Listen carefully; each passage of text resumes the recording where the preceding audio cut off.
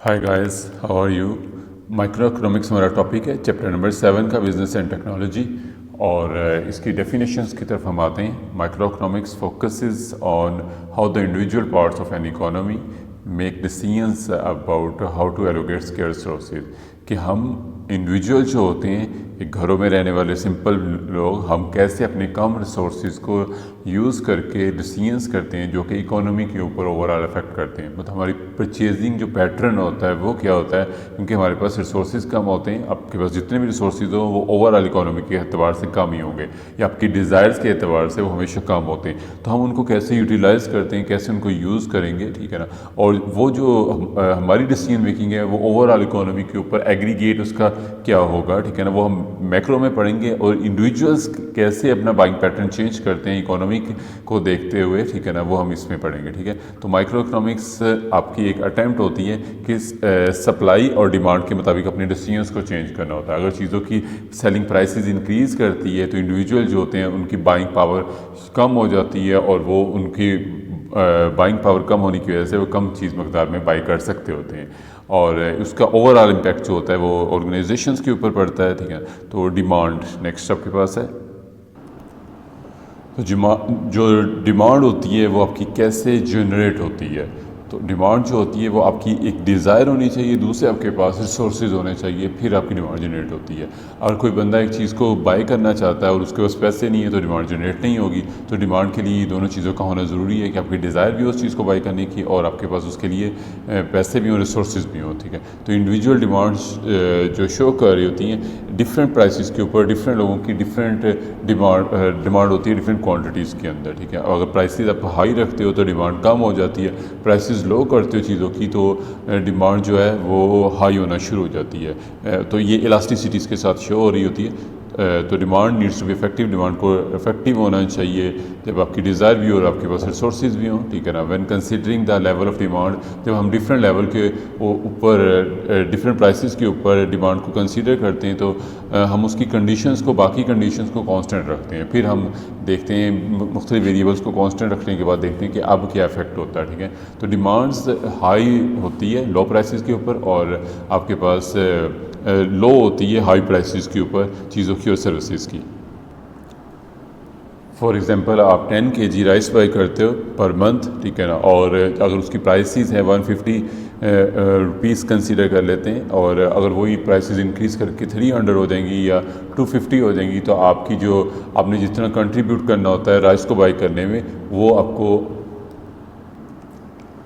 आप सेम ही कंसीडर करेंगे। For example आप 3000 के बाई करते हो पर मंथ, ठीक है ना, तो जो कि आपके पास 20 kg आते हैं, और अगर आप उसकी रेट्स बढ़ा के डबल कर दिए जाएँ तो आपकी जो डिमांड होगी वो 50% रह जाएगी। आप उसको 50% बाई कर सकोगे, क्योंकि आपके पास रुपीज़ जो हैं वो उस हिसाब से कम हो जाएंगे। रुपीज़ उतने ही होंगे लेकिन आपके जो बाइंग पावर है वो कम हो जाएगी मनी की वजह से। ठीक है, तो ये आपके पास इसकी एग्जांपल थी।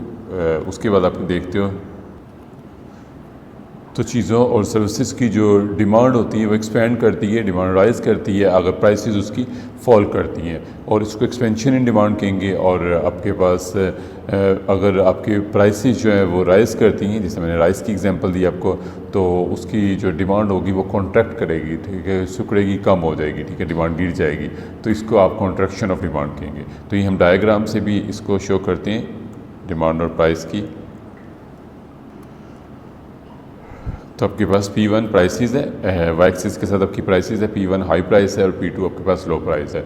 इसी तरह क्वांटिटी D1 जो है वो आपके पास लो क्वांटिटी है, और आपके पास D2 हाई क्वांटिटी है जो आप बाई कर सकते हो। ठीक है ना, तो अगर प्राइसेस हाई होंगी P1 होगी, ठीक है ना, और आपके पास डिमांड फिर आपके पास कम हो जाएगी, D1 हो जाएगी। अगर आपके पास प्राइसेस को आप कम करोगे तो डिमांड बढ़ जाएगी। ठीक है, तो इसको आप एक्सपेंशन इन डिमांड कहेंगे। P1 से P2 की तरफ प्राइसेस कम होने की वजह से D1 से D2 की तरफ मूव कर दिया, जो कि एक्सपेंशन इन डिमांड हो गया। अगर आप इसके ऑपोजिट चलेंगे, डिमांड आपके पास D2 थी और प्राइस P2 थी, मतलब प्राइस कम थी आपके पास, आपने प्राइसेस को रेस कर दिया, P1 प्राइस कर दी, तो डिमांड उसकी मार्केट के अंदर कम हो जाएगी, D1 हो जाएगी, तो इसको कॉन्ट्रैक्शन ऑफ डिमांड कहेंगे। तो ये कर्व से इसको पूरे को ग्राफ से समझा जा सकता है।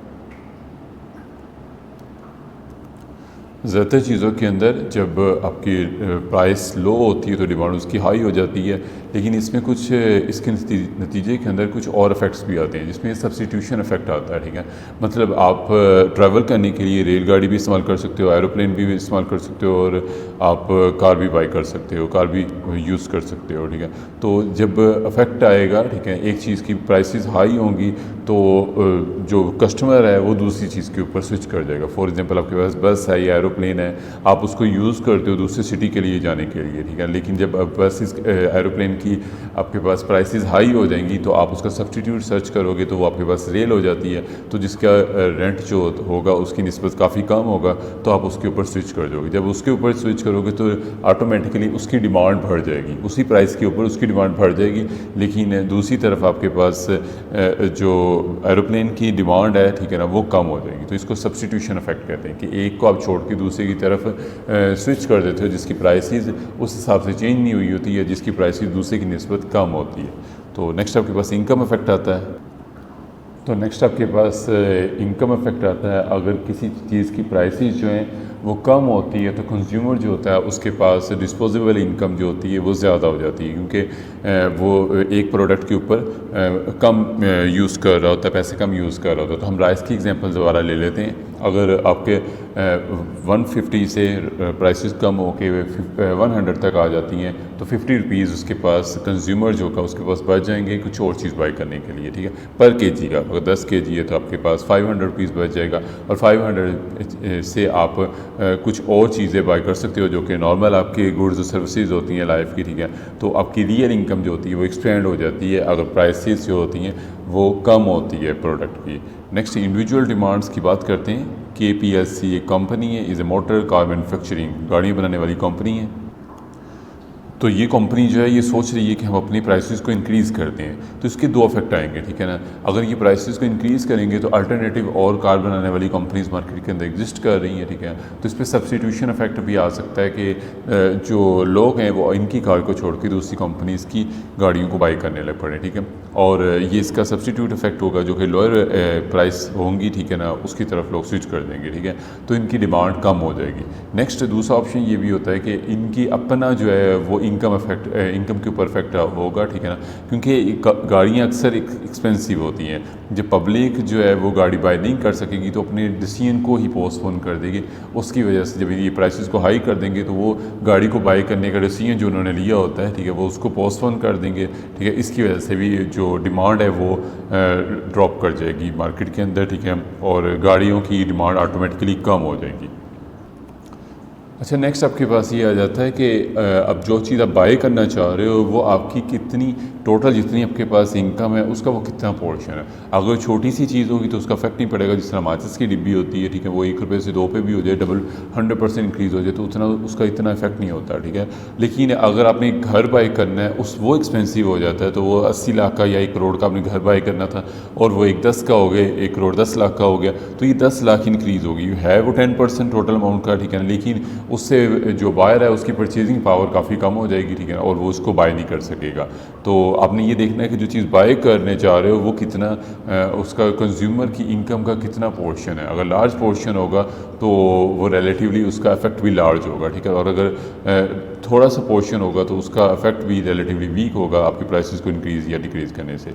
टेस्ट भी डेवलप करता है, ठीक है ना, कि टेस्ट के ज़रिए भी आप चीज़ों को ज़्यादा सेल कर सकते होते हो, ठीक है ना। तो टेस्ट को बिल्डअप करने के लिए आपको एडवर्टीजमेंट करनी होती है, एक पूरे प्रोसीजर्स के ज़रिए से एक पूरी मार्केट को क्रिएट करना होता है जिससे आपका मतलब टेस्ट डेवलप होता है, ठीक है ना। फॉर एग्जांपल जो हमारे एंसेस्टर्स थे, हमारे फोर फादर्स थे, बाप दाता जो, ठीक है, तो वो एसीज़ को इतना यूज़ नहीं करते होते थे, ठीक है ना, और वो सीजनल डिमांड जो होती थी कुक मिल्क की, ठीक है ना, उस दौर में ये भी नहीं होता था, ठीक है। अब टेस्ट चेंज हो गए हैं, ठीक है, आपको पूरा साल आपको मीट चाहिए, आपको पूरा साल सैलड चाहिए, ठीक है, तो इस वजह से उसका टेस्ट भी बिल्डअप हो गया, उसकी वजह से उसकी डिमांड भी इंक्रीज़ हो गई।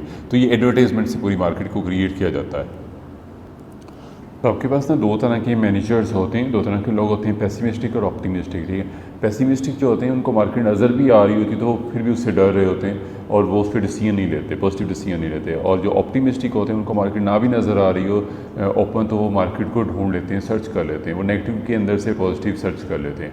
एक एग्जांपल के तौर पे एक कंपनी थी, उसके पास दो मैनेजर थे, एक पेसिमिस्टिक था एक ऑप्टिमिस्टिक था। उन्होंने एक एरियाज़ के अंदर, एक न्यू एरियाज़ के अंदर लोगों को भेजा, उनको बारी बारी एक एक करके भेजा। और पहले को जब भेजा तो उसे कहा ये शू बनाने वाली कंपनी थी जो कि शूज़ बनाती थी, ठीक है।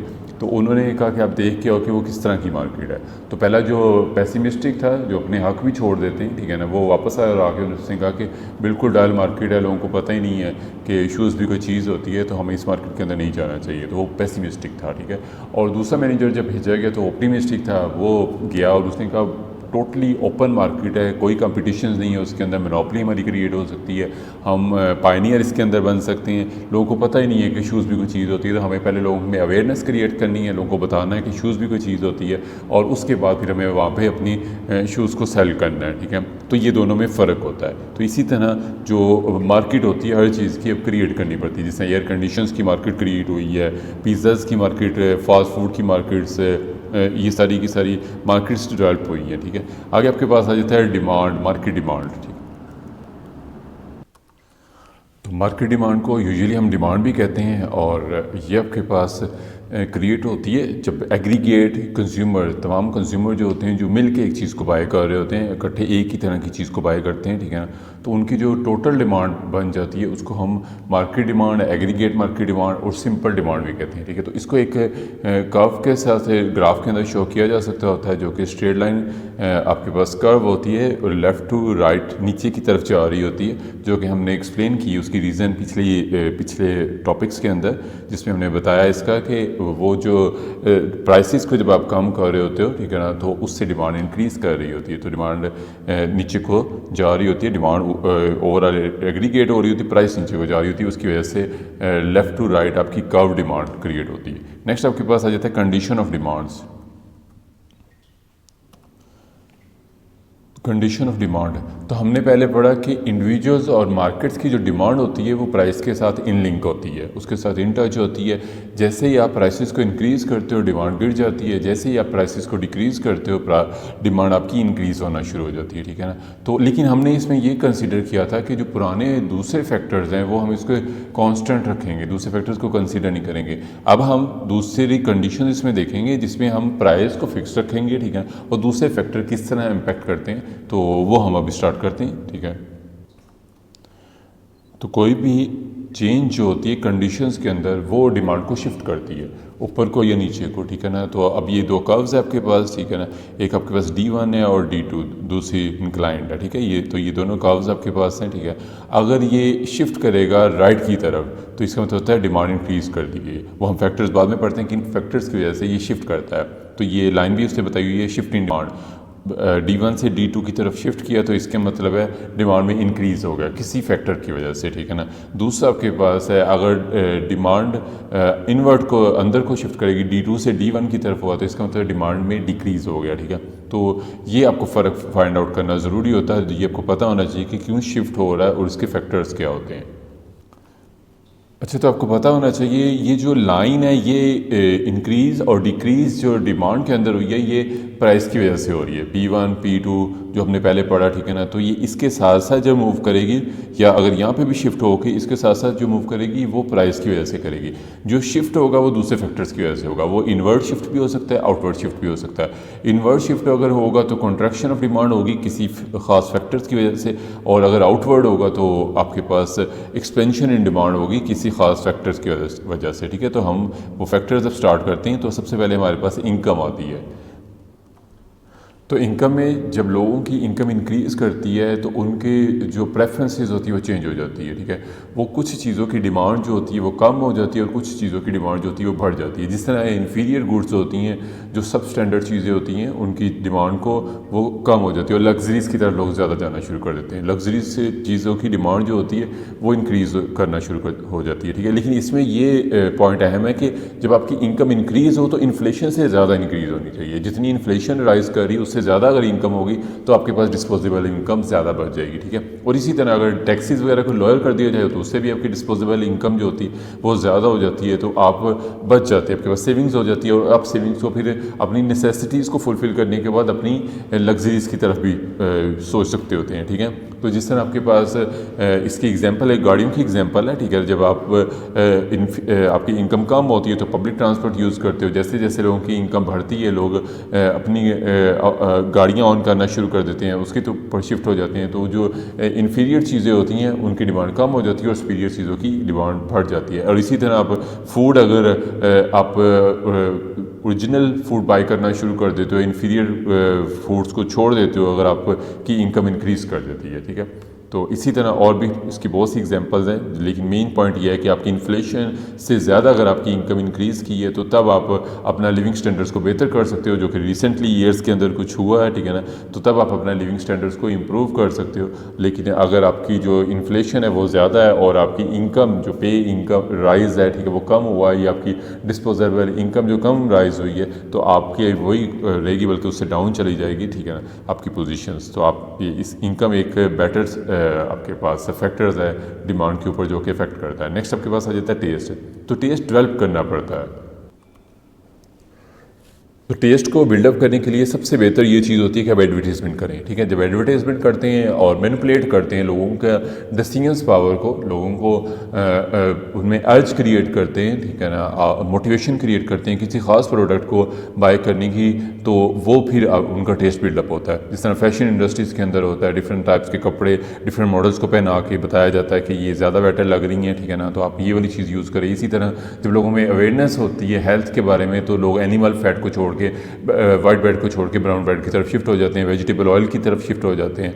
अगर उनमें अवेयरनेस क्रिएट हो जाती है, उनको उनके जो थिंकिंग लेवल होता है उसको मैनिपुलेट कर दिया जाता है। पॉजिटिव वे से भी कर सकते होते हैं, नेगेटिव वे से भी कर सकते होते हैं, ठीक है। तो कुछ चीज़ें जो होती हैं वो सीजनल डिमांड्स में होती हैं, तो उसको भी आप चेंज कर सकते होते हो। जिस तरह डिफरेंट एड्स आते हैं कि आइसक्रीम जो है, कौन कहता है कि आइसक्रीम आपने सिर्फ गर्मियों में खानी है, वो सर्दियों में भी खा सकती हैं, तो आइसक्रीम का कोई सीज़न नहीं होता, ठीक है। इसी तरह सैलड का कोई सीज़न नहीं होता, आप पूरा साल खा सकते होते हो। कुक्ड मीट का कोई सीज़न नहीं होता, आप पूरा साल उसको यूज़ कर सकते होते हो। ये अवेयरनेस क्रिएट की है, पॉजिटिव या नेगेटिव ये बात की बात है, ठीक है ना, लेकिन अवेयरनेस क्रिएट करके टेस्ट को बिल्डअप किया, जिससे डिमांड जो होती है वो शिफ्ट कर जाती है आउटवर्ड की तरफ, बाहर की तरफ। नेक्स्ट आपके पास रहता है the prices of other goods, जो आपके पास सब्सिट्यूट होते हैं, जो कॉम्प्लीमेंट होते हैं, इनकी प्राइसेस भी अफेक्ट करती है। तो इलास्टिसिटी के पॉइंट ऑफ व्यू से प्रोडक्ट्स जो होती हैं वो तीन टाइप्स में कंसीडर होती हैं। कुछ चीज़ें आपस में अनरिलेटेड होती हैं, उसका कोई इफेक्ट नहीं होता, एक चीज़ की प्राइस इंक्रीज़ करे या डिक्रीज़ करे, कोई इफेक्ट नहीं होता। जिस तरह चाय और नमक का आपस में कोई रिलेशन नहीं है, ठीक है। और उसके बाद कुछ चीज़ें आपके पास कम्प्लीमेंट्री होती हैं, ठीक है, और कुछ चीज़ें आपके पास सब्सटीट्यूट होती हैं, ठीक है ना। कम्प्लीमेंट्री चीज़ों में आपके पास कार्स और टायर्स आ जाती हैं। अगर कार्स की प्राइसेस को डाउन किया जाएगा तो उनकी डिमांड बढ़ेगी, अगर उनकी डिमांड बढ़ेगी तो उससे टायर्स की डिमांड भी इंक्रीज़ होगी, तो उसकी प्राइसेस भी हाई हो सकती होती हैं टायर्स की, ठीक है ना। तो ये आपके पास कम्प्लीमेंट होता है कि एक चीज़ के साथ दूसरी चीज़ ज़रूरी होती है। जिस तरह ब्रेड के साथ जैम या बटर जो होता है वो ज़रूरी समझा जाता है, ठीक है। कुछ चीज़ें सब्स्टिट्यूट के अंदर आती हैं।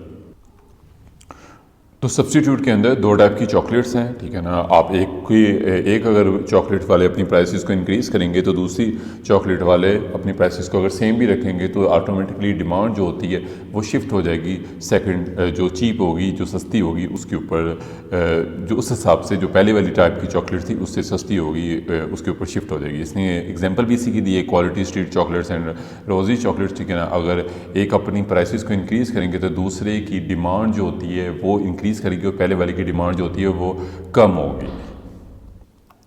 और कई बार ये भी चीज़ होती है कि मार्केट के अंदर अगर कोई न्यू प्रोडक्ट आ जाती है, टेक्नोलॉजिकली एडवांस चीज़ें आ जाती हैं, तो जो पुरानी चीज़ें होती हैं उनकी वैल्यू ऑटोमेटिकली कम होना शुरू हो जाती है, उनकी डिमांड भी कम हो जाती है, उनकी प्राइसेस को भी चीप करना पड़ता है, क्योंकि उसकी जो बेटर अल्टरनेटिव होता है वो मार्केट के अंदर मौजूद होता है आपके पास, ठीक है। नेक्स्ट आपके पास है पॉपुलेशन, ये भी इफेक्ट करती है, डिमांड को पॉजिटिवली आउटवर्ड की तरफ लेके जाती है। तो आपके पास पॉपुलेशन पॉजिटिवली इफ़ेक्ट करती है। अगर एक मार्केट के अंदर काफ़ी लोग शिफ्ट हो रहे हैं, लोग आ रहे हैं, इमिग्रेंट आ रहे हैं दूसरे मुल्कों से, लोग आ रहे एक जगह पे, ठीक है, तो वहाँ पे ऑटोमेटिकली पॉपुलेशन इंक्रीज़ हो जाएगी और उससे चीज़ों की डिमांड भी इंक्रीज़ होना शुरू हो जाएगी, ठीक है ना। जिस तरह इस टाइम कैनेडा, यूके वगैरह, ठीक है ना, ये इसकी बेस्ट एग्जांपल्स है। ऑस्ट्रेलिया वगैरह, क्योंकि लोग वहाँ पे जा रहे हैं तो वहाँ पे चीज़ों की डिमांड जो है वो ऑटोमेटिकली बढ़ना शुरू हो जाएंगी।